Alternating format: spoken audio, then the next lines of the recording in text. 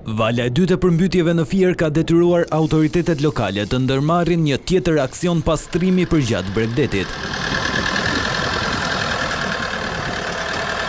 Mbetjet plastike, inerte dhe lënda drusore që sollën vërshimet e lumenjve, vjosë dhe seman në grupderdhjet përkatëse, llogaritën të jenë qindra ton, të cilat janë shpërndarë në të gjithë vijën bregdetare.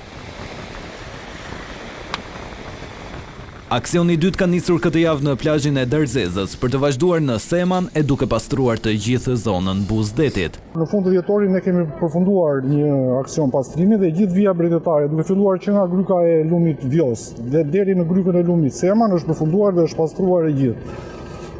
Mendoj se me këtë rast duhet bërë një sensibilizim qytetarëve që të mos hedhin mbetje në grupderdhjet përgjatë lumit lumenjve. Mbetjet e grumbulluara po depozitohen në landfillin e inceneratorit të Fierit.